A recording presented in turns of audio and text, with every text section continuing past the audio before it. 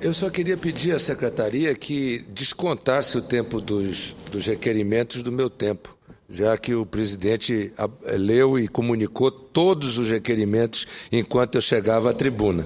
Com toda a justiça, Vossa Excelência terá o tempo necessário. Senhor presidente, eu gostaria, diante de fazer o pronunciamento que me trouxe à tribuna, poder esclarecer, já que não podia mais apartear o senador Agripino, de que Belo Monte se atrasou, senhor presidente e senhores senadores, vocês que estão em casa nos acompanhando, não por causa do marco regulatório, mas por questões ambientais.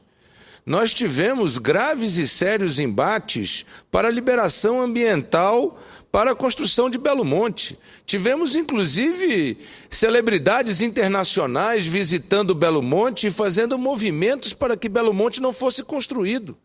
Que bom que agora a oposição reconhece que Belo Monte é necessário e que a construção de Belo Monte fará com que o Brasil possa nadar de braçada na geração de energia, nas palavras do nosso eminente e competente senador José Agripino. Outra questão que eu gostaria de corrigir em relação ao marco regulatório é que sem o marco regulatório, senhores senadores, senhor presidente, senhores telespectadores, estes parques eólicos do Nordeste não teriam sido construídos pela iniciativa privada. Se a iniciativa privada pôde construir no Nordeste brasileiro os parques de geração de energia a vento, energia eólica, é por causa do marco regulatório.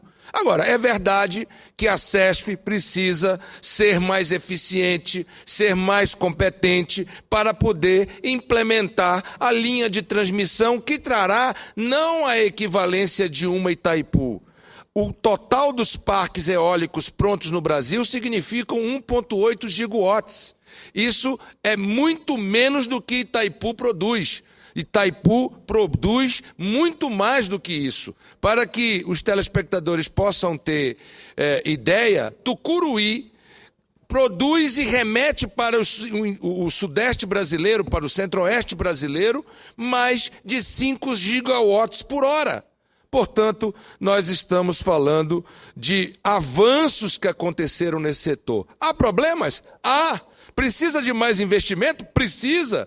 Que nós precisamos debater o setor elétrico? Precisamos. Tem razão o senador Agripino, mas nós não podemos deixar de reconhecer que o Brasil saiu de uma era de racionamento e de blackout para uma era em que nós estamos debatendo por que não fizemos mais, quando estávamos numa época que nada fazíamos.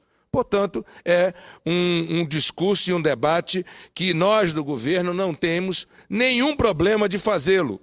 Por fim, quero dizer que no caso da Petrobras, nós não estamos dizendo que Passadina foi um bom negócio. Nós estamos mostrando que Passadina foi um negócio que respeitou os parâmetros e os padrões internacionais.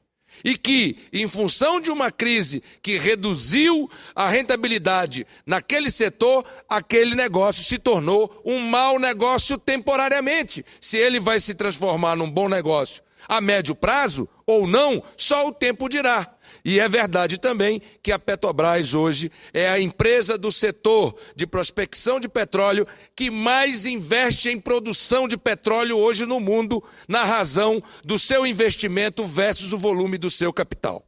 Mas, senhor presidente, eu venho à tribuna no dia de hoje para poder fazer um registro memorável, porque no dia de ontem a Câmara dos Deputados, em sessão memorável, aprovou, na noite desta quarta-feira, em primeiro turno, a proposta de emenda constitucional número 103 de 2011, de iniciativa da senhora Presidenta da República, Dilma Rousseff, prorrogando por mais 50 anos o regime de incentivos da Zona Franca de Manaus, do Polo Industrial de Manaus. Foi, sem dúvida, uma das vitórias do povo do Amazonas mais importantes neste Congresso, se não dizer a maior vitória neste Congresso. Ainda parcial, mas que mostra a ampla margem e representada pela sua ampla margem de 364 votos.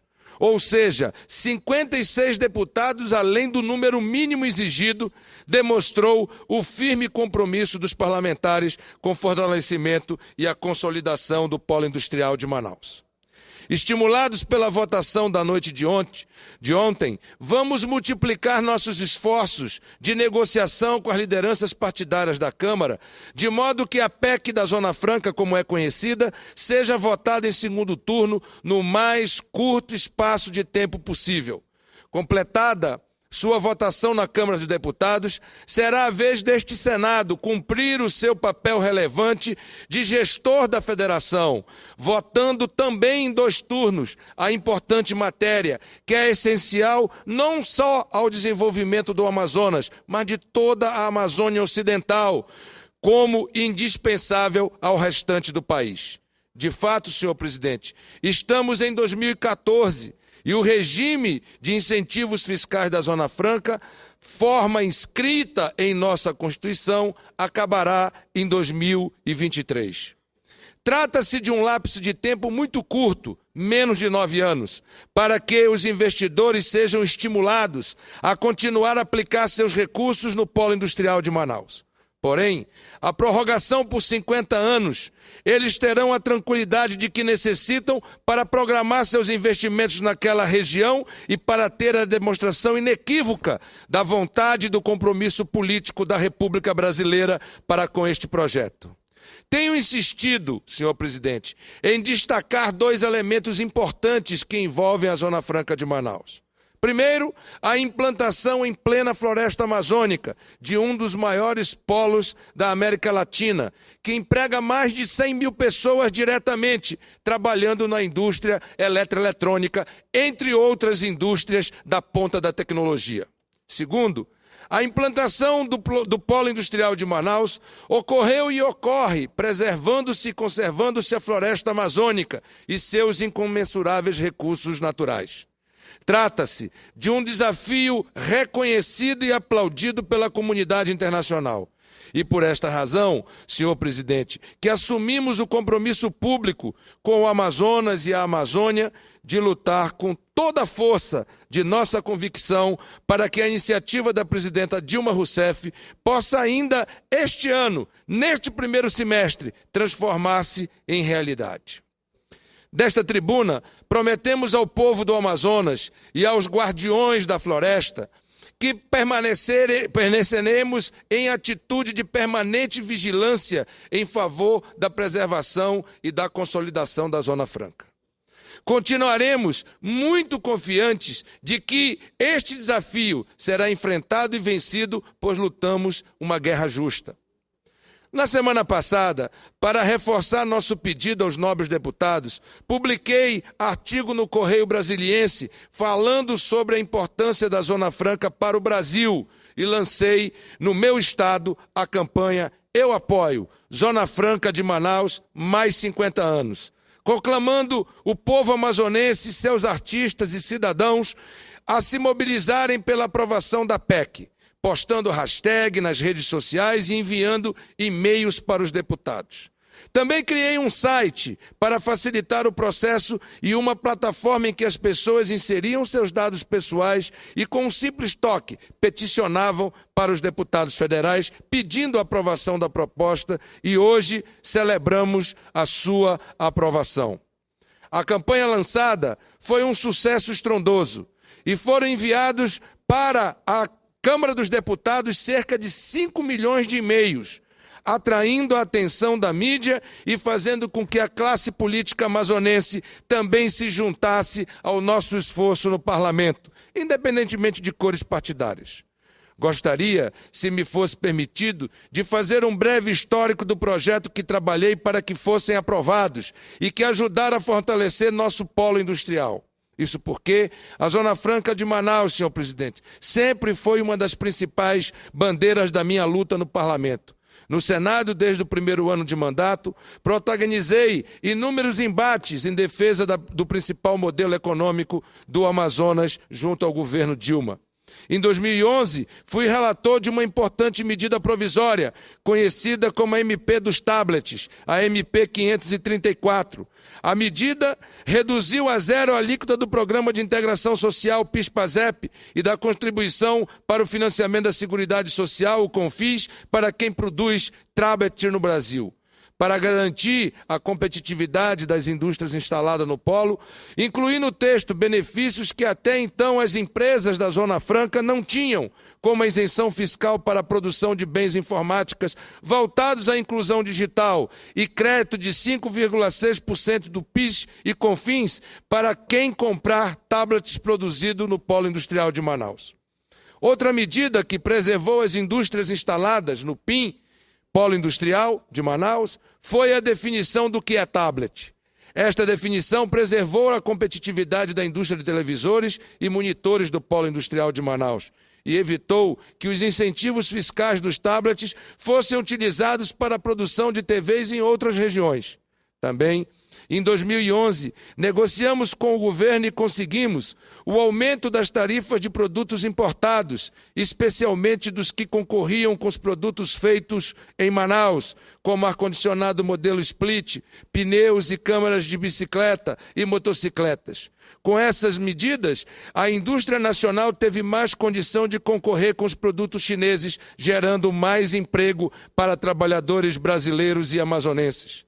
Apresentei a emenda na MP do Plano Brasil Maior, que possibilitaram a proteção do setor de telefonia e televisores do PIM, permitindo que as empresas que produzem equipamentos como notebooks, netbooks, desktops, tablets e modems voltados para os programas de inclusão digital tivessem isenção de até 100% do imposto de renda e, pela primeira vez, a Zona Franca de Manaus pôde conceder incentivos fiscais para a fabricação de bens de informática.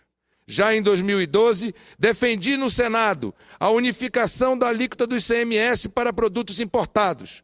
Isso permitiu a aprovação da resolução número 72, que unificou em 4% a alíquota do imposto sobre mercadorias e serviços em ICMS para produtos importados e acabou com a chamada Guerra dos Portos. Em outubro de 2012, o ministro Celso de Mello, do Supremo Tribunal Federal, concedeu liminar declarando inconstitucionais os benefícios fiscais concedidos pelo governador de São Paulo para a produção de tablets naquele estado. A medida prejudicava os produtos fabricados no Polo Industrial de Manaus e tirava empregos de uma região que precisa olhar para todos esses desafios. Por ocasião de outra ação no Supremo, me reuni novamente com os ministros do Supremo para esclarecer a importância de se decidir a favor da DIN número 310 de 1990, há mais de 20 anos. E a ministra do Supremo Tribunal Federal, Carmen Lúcia, felizmente julgou procedente a ação direta de inconstitucionalidade, a DIN 310, impetrada na década de 1990, pelo então governador Vivaldo Frota, contra o Conselho de Política Fazendária.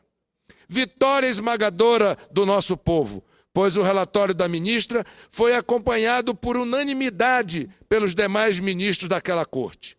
Em março de 2013, atendendo aos apelos da bancada do Amazonas, o excelentíssimo senhor deputado Henrique Eduardo Alves, presidente da Câmara dos Deputados, instalou, após mais de um ano e meio, a comissão especial para apreciar a PEC da prorrogação da Zona Franca por mais 50 anos. Após o adiamento da primeira votação, em outubro de 2013, nos reunimos com os secretários executivos do Ministério da Fazenda para tentar acordo da votação da PEC, de prorrogação do nosso modelo, com o impasse sobre prorrogação por mais 50 anos na Lei de Informática.